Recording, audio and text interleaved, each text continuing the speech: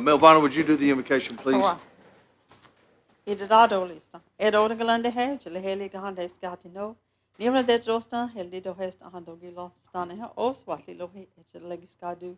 Nolla iskianen det dis häst nu just du gikta han yoga dante och svartlig lov det att lägg ska du. Father, we just thank you for this day. We just thank you for all your blessings, Lord, that you have bestowed upon us. I just ask you be with each and every one. Lord, be with us that we remember the true meaning of Gadugi. And there's another word that goes with it, love, and makes Gadugi work. Lord, just remind us daily as we go about helping our constituents. Be with us and guide us. In your name we pray. Amen. Wonderful words, Bill Ryder. Shelley, roll call, please. Yes, sir. Daryl Legg, Here. Melvina Shot Pouch, Honey. Sasha Black Fox Claus, Danny Callison, Julia Coates, Joe Deere, Mike Dobbins, Kevin Easley, Lisa Hall, Here. Johnny Kidwell, Kendra McGady, Dora Petzkowski, Cody Poindexter, Joshua Sam, Mike Shambaugh, E.O. Smith, Kendessa Teehee. We have a quorum. All right. Thank you, Shelley. If you had a chance, I need to get a motion for approval of minutes. Motion. We have a motion and a second. All in favor? Aye. Any opposed? All right. Ayes have it. Moving on to reports. We have Jennifer Kirby, Human Services Department.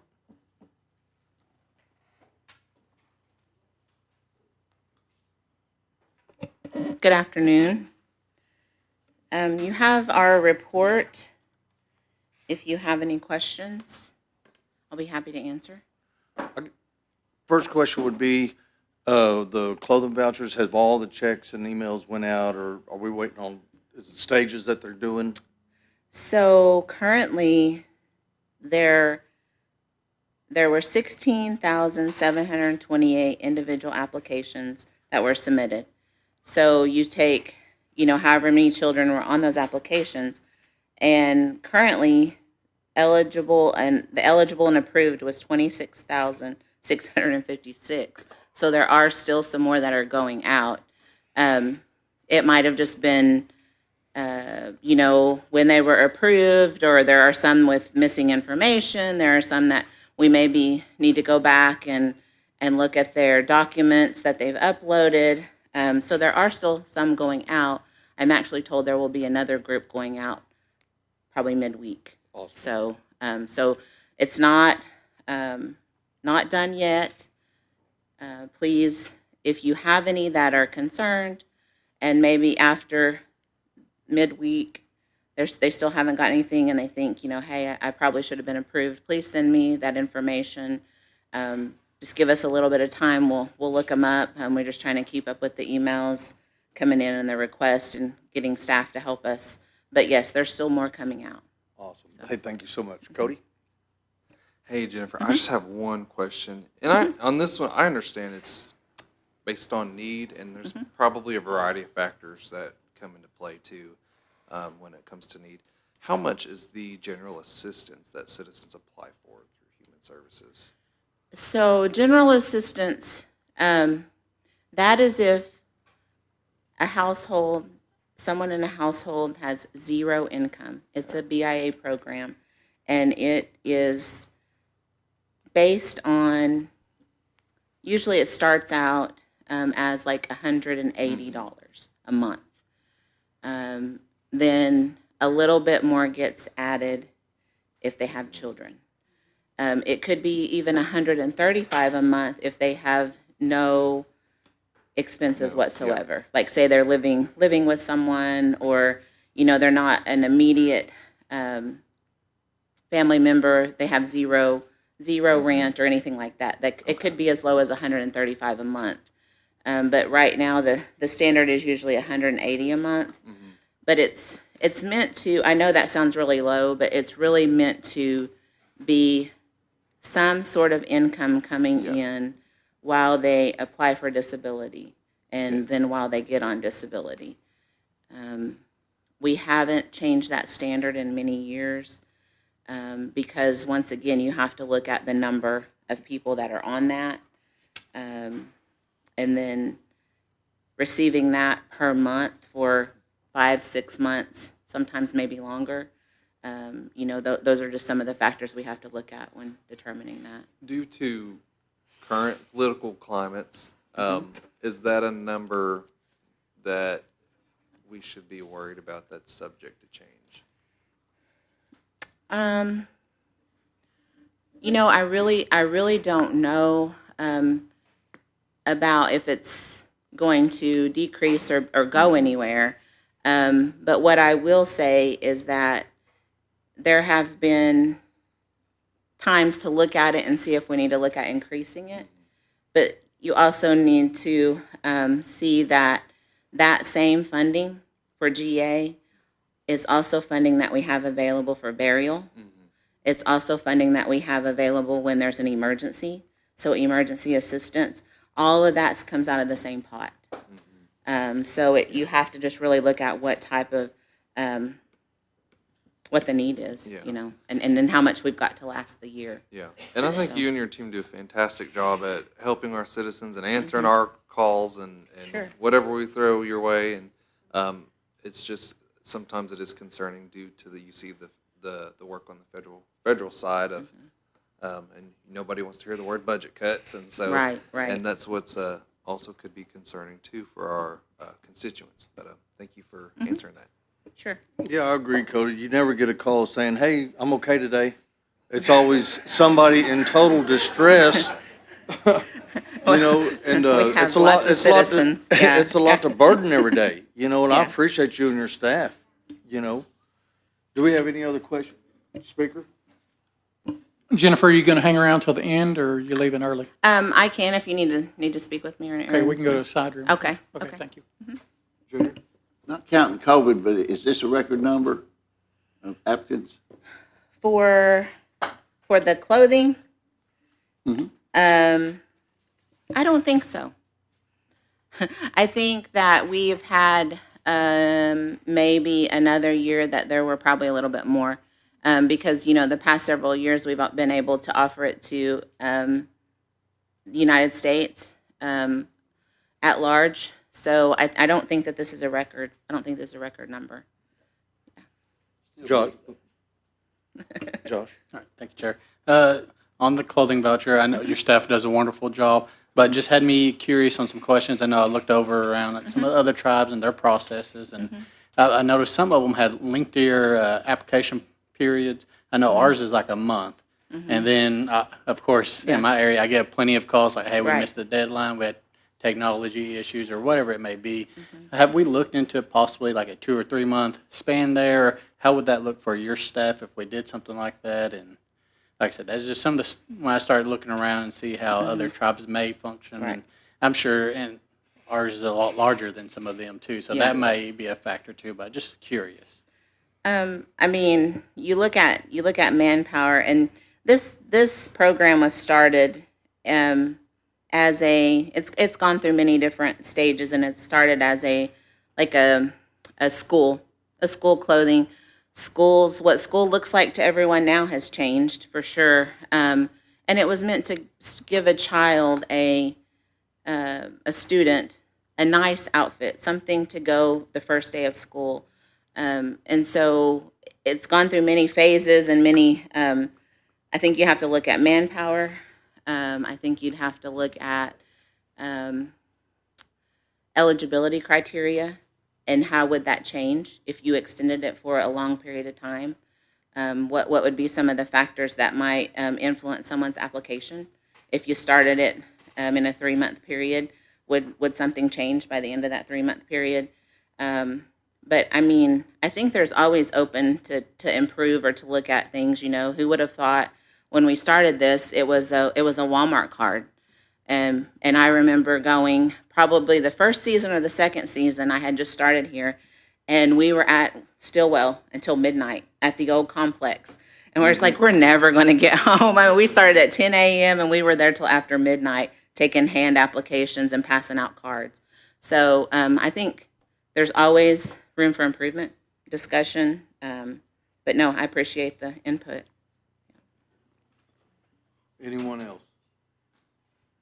All right. If not, We appreciate you, Yeah, Jennifer. thank you. So much. Thank you. Next up, we have Michael Lynn, Department of Transportation and Infrastructure.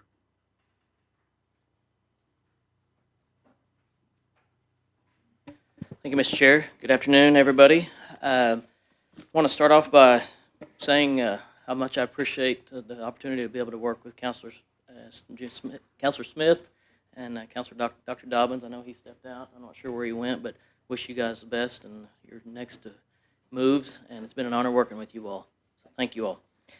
You do have a copy of our report, and I would like to highlight just a few items.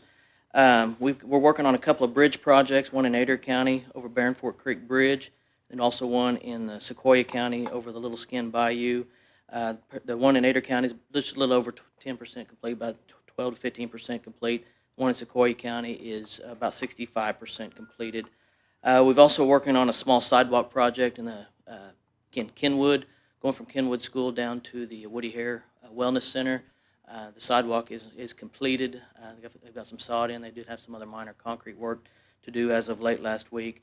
We'll also be putting overhead solar lights in to light the pathway or walkway there in the evening time. So that's the light poles, I believe, are scheduled to go in this week. Let's see. Several other road projects, road and bridge projects in different phases. A few of them in completing or finishing up the right-of-way acquisition portion. But I'll highlight those in the coming months. On the water and sanitation side, we completed the construction of the Rocky Ford Waterline Extension in Cherokee County. We also completed the Kenwood Water System Improvement Project in Delaware County. Final inspection on these will be coming in the near future.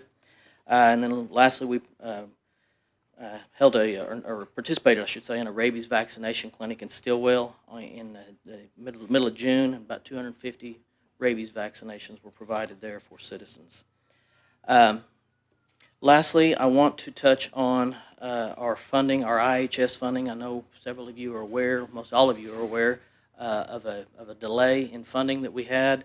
We did find out Friday that IHS has now not awarded, I should say, but notified us of our scattered housing money for fiscal year 25. Keep in mind, the fiscal year 25 is just about to end. But we did receive our 25 funding announcement, I should say, for scattered housing. That amount is $1,705,000 even.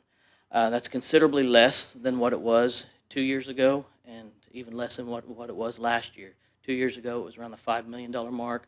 Last year, it was $3.1 million, and this year it's $1.70 million. Also, along with that, we did receive word from IHS on our project funding, and I want to make mention of those. We did get funded for 3 projects this year. One of them is for Adair County Rural Water District 5 in the amount of about $5.3 million.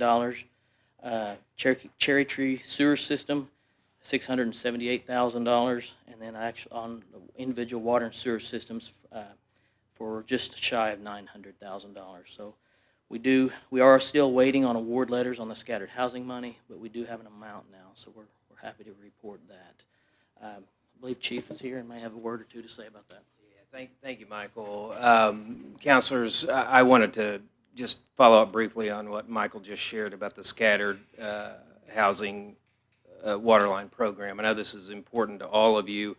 Some of you have a number of constituents, and maybe all of you have constituents who participate in this program in any given year. And I just think it's worth discussing even more publicly that these funds have dwindled in the past recent years. And I have shared a lot of concerns about some of the cuts in the last 8 months, but as Michael has pointed out, these cuts began in the previous federal administration, and they're continuing on. This is a great concern because, as we know, through this program, a lot of your constituents plan their lives, and a very important part of their lives around it, constructing a home, and in some cases they're very low income, some of them they're middle income, and some of them, because of the nature of the IHS program, are higher on the income spectrum. So what we tried to do this year, and we've communicated on this subject with you all by email and other means, is we've tried to prioritize this program on the basis of need, given the funds that we have, But we know there's still a lot of need out there, and there's still people who have sort of built their own, Cherokee citizens built their own sort of short-term and long-term financial picture around building a home, the dream of home ownership, and then when the waterline funds are anticipated to be there from their perspective but don't end up being there, that's very difficult. And we don't like for Cherokees to be in that situation. So we have, and I'll need Michael to refresh my memory, but we have committed Public Health and Wellness Fund Act dollars that this council has made available through that 7% earmark in our third-party revenue, because public health is water access, water and sanitation access. And so I just want counselors and the public to understand that the reason we're going to be able to serve, and Michael, I think we're serving everyone that's on the list as we're defining that, is because of tribal dollars. And I think talking about this more in public with our constituents is important, because they need to know that as these federal dollars dwindle, that we have to see where we could find the money. And when we find the money in the Public Health and Wellness Fund Act, water lines are a really important and good cause, but it's the same funding source that we're using to build and maintain and operate wellness centers or walking trails. So all good stuff, but as that pie gets divvied up to backfill what the United States has failed to do, I know this sounds very familiar, that when the United States fails to do something, the Cherokee Nation has to step in and try its best to do what is right. Those slices start to get, divvied up and smaller. But I do appreciate the council continual support of the Public Health and Wellness Fund Act, because without that, we wouldn't be in a position to be able to find the dollars, I think, as efficiently as we did for this purpose. So I wanted you all to know that we heard you. Many of you reached out, and Councilor Cowson, among other council members, reached out with concerns about citizens who were just feeling like they were not getting served, even though they may not have received an approval letter, and they may have in fact received a letter saying you're not approved. Their perception is this program's been around, it has served my neighbors, and so it should serve me. So we are going to be able to come through for those citizens this year, and Michael's department has worked on letters to go out to make sure people that are on the list are still interested. Next year, because of the decisions we all have to make about budgets and the Public Health and Wellness Fund dollars and all the great causes and efforts that it supports, we will further reform this program. My view, and my view doesn't carry the day, the council and staff, and we need to hear from citizens about this, but my view is that we should make sure we're helping the neediest Cherokees that need access to water and sanitation systems with these dollars, particularly if they're increasingly our dollars, not IHS dollars. And we want to build a program, though, that's very transparent, that's very understandable, so that your constituents are not in a situation where they feel like the dollars should be there, and they're not. So Michael and his staff are going to continue to bring forward reforms so that this is a program that fits a budget, even if increasingly that budget is not from the government of the United States, as frankly it should be. So I wanted to share that with you all. I know there's been a lot of concerns because you've shared them with me. We're hearing you. The Deputy Chief's hearing you. Michael's hearing you. The rest of the cabinet that's working on this is hearing you. So I wanted to share with you that we get that this is a big concern, and we're trying our best to find dollars, and in this case, the Public Health and Wellness Fund Act. So I yield back to Michael. Thank you. Thank you, Chief. Thank you, Chief. As Chief mentioned, when we knew that funding was looking to be reduced as far as IHS goes, Deputy Chief asked for who's on your waiting list right now? How many citizens do we have, and what does that look like estimate wise? We took a look at that. We had just shy of 200 citizens on our waiting list, Cherokee citizens. Of those, and those are low income that are less than 80% of the area median income, and we took a look at those, came up with an estimate on what it would take to fully serve those individuals, and what Chief and Deputy set aside was just shy of $3.6 million for public health and wellness. So again, I want to share my appreciation to both chief and deputy as well as this council for setting aside those public health and wellness dollars. Not only are those funds helping us in that fashion, but also a sidewalk that we're working on designing just outside these doors to the north of us here that we're working on.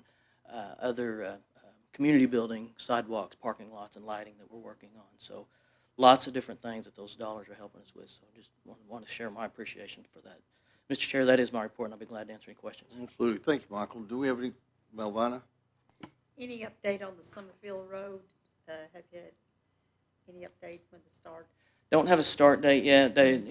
Design is still, it's a pretty simple design because it's basically an overlay and patch, but the design is still progressing. I don't expect it to take much longer, but I'll see where it's at and let you know. Okay, thank you. Okay. Kendra? Hi, Michael. Hello. I was wondering if we had an update on the restrooms. Catch them and, Yes, those are, actually, those bids, I believe, are opening this week.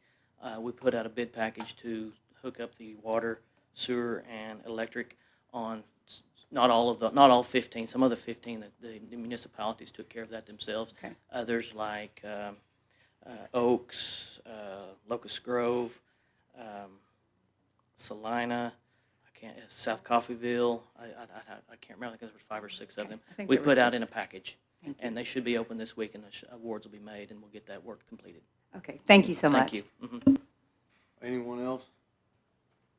Michael, where are we on the Salisal sidewalk project? Were we going to come up with a estimate, or was Salisal going to come up with We took, and we sent our drone technician Yep. down there, flew that, got some measurements, come up with just a general alignment Okay. based on our conversation. We sent that back to both the school and the city. Gotcha. And I think they were going to engage an engineer to begin the design work on that, is what Okay. my understanding was. Okay. Well, thank you. So, Michael, we- money-wise, we haven't got to that point yet, but I'm sure that'll be coming down as the EO's design going to goes do it along. out of his next year's budget. There you go. He's going to stick around, he said. There you go. That Yeah. sounds good. All right, if we don't have any more questions for Michael, I appreciate you, buddy. All right. Next up, Thank you. we have Todd Enlow, Housing Services.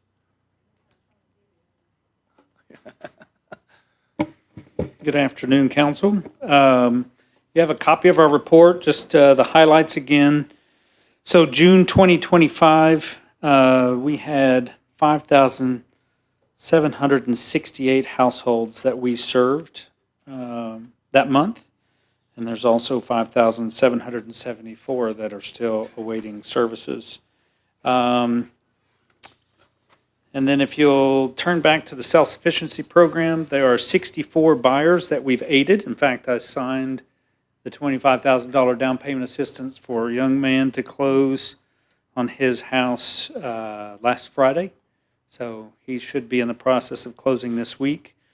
And the average household income for those 64 households is $57,000 roughly. We're at 100% occupancy on our HUD-VASH vouchers. Those are the vouchers that we provide for veterans. And then, last but not least, housing rehab. In the month of June, we posted 42 bids. We have 119 projects that are under contract and in progress, and we completed 27. So there's quite a bit of work that's going on, in particular with rehab. Other updates I'd like to give you. So Councilor Teehee is not there. Autumn Woods, there are 4 houses that are painted, bricked, sheetrocked, painted on the inside, cabinets installed. We're just waiting for electricity to be turned on to those houses so we can climatize them, so we can lay flooring. We should have another 4 or 5 framed by the end of next week. And so there's a total of 14 houses going there. Autumn Woods Phase 2 is located on the northwest side of the Tahlequah Golf Course. This is grant-funded program. We are developing 8 lots. This morning we had a pre-bid meeting, and we had 9 contractors show up for a pre-bid meeting, which is pretty phenomenal. And that's also a special partnership that we'll be announcing associated with that project. The 2 council members in Salisaw. We will have our final inspections on our duplexes later this week and get the keys turned over to us. So we should start move-ins for those folks next week and the week after. Keys, we have 1 remaining trailer to go, and we have a game plan for that individual. And we're working on a plan to start on some of the housing as soon as next month. And then Jay, bid was sent out for Jay for us to demo the old football stadium. And so I think we have a pre-bid meeting on that scheduled for next week. So that project's moving along. Perfect, yes. And then Oshaleta, we're about 3 weeks out from doing final inspections on those and should be able to move folks in probably early to mid-September. So we are working on taking applications for those individuals. And then, of course, in the last 30 days or so, we've moved in both Salisaw and Jay and supporting those 22 households. So with that, I will see if you have any questions. Any questions for Todd? If not, Speaker.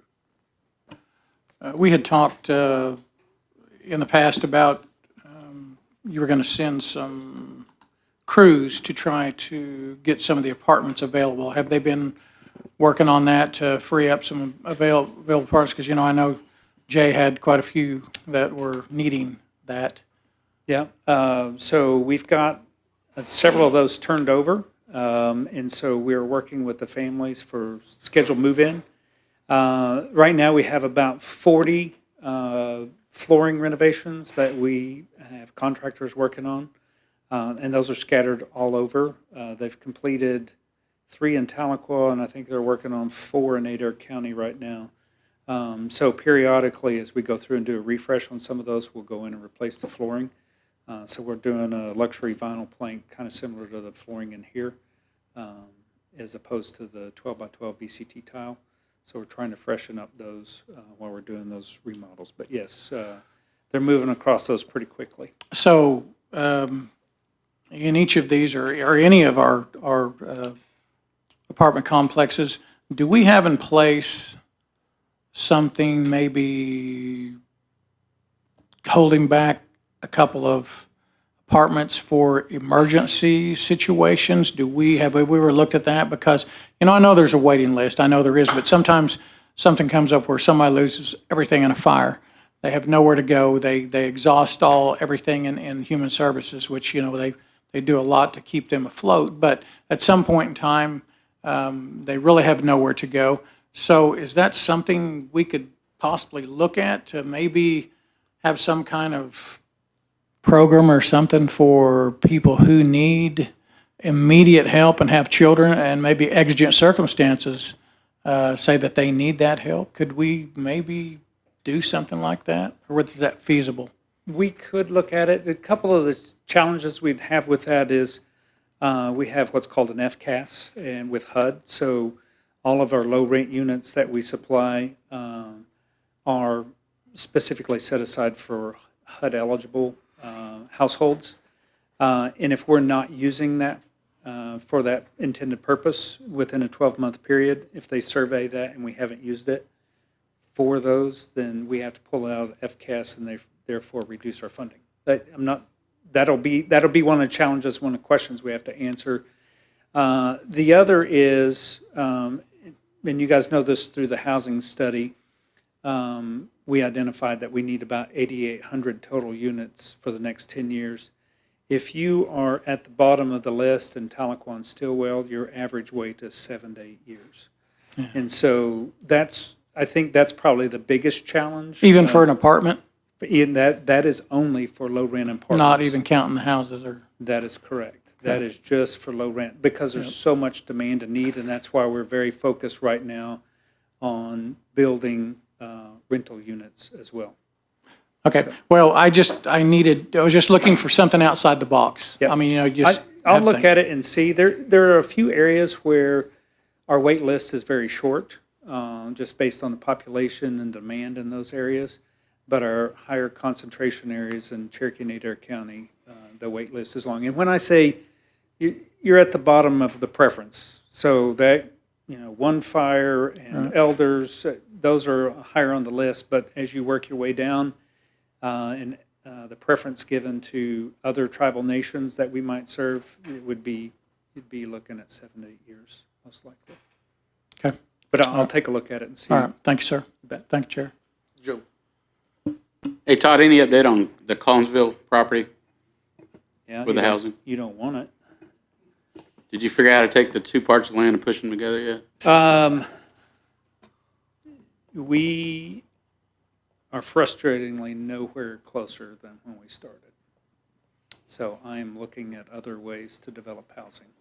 We'll continue to work on the engineering design, but we've been under review and design for 2.5 years, and I can't continue to hope and a wing and a prayer that we will develop that tract of land Okay. anytime soon. So I've reached out to a couple of municipalities that are close by to try and provide that housing for Cherokee citizens, because it's been 2.5 years, and we've got municipalities that will give us a building permit within 48 hours. So All right. trying to see if I can figure out how to make that go. We'll still work on the development long-term in that area, but I can't hold up construction of housing All right. any longer for that. Thank you. Appreciate it. You bet.